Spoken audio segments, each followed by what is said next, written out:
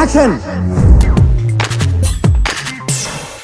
Right, coming to Pokiri cinema అని రాజశేఖర్ లాగా చేస్తే ఎలా ఉంటుందని ఆ స్కిట్ ఐడియా ఎలా వచ్చింది అసలు? ఇంతకుముందు చేసిన స్కిట్లో ఎలా అనిపించింది.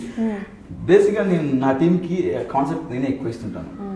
అంటే నాకు ఇది కాన్సెప్ట్స్ ఇవ్వడం అనేది నేను నేర్చుకుంది సీను అన్న దగ్గర. ప్రతిదానికి సీను అన్న ఎందుకు చెప్తున్నా అంటే సీను అన్నతో నాకు ఇన్స్పిరేషన్ జబర్దస్త్లో ఒక పేరు తెచ్చుకోని ఇన్స్పిరేషన్ సీను అన్న. వేనన్న టీంలో చేస్తున్నప్పుడు నువ్వు ఏం చేస్తున్నా తెలియదు అన్న, I want to become like getup Seenu అన్న అని చెప్పినంతే. I want to become like getup Seenu అన్న అంటే వాడు చాలా కష్టపడతారా, నేను కష్టపడతాను, నేను చేస్తాను. ఎందుకంటే బుల్లితెర కమలసన్ అనే పేరు ఊరికే రాలేదు. అసలు ఎంత కష్టపడి తెలుసండి. నేను ఒక స్కిట్లో మీరు చూడండి, పిల్లర్ క్యారెక్టర్ చేశాడు.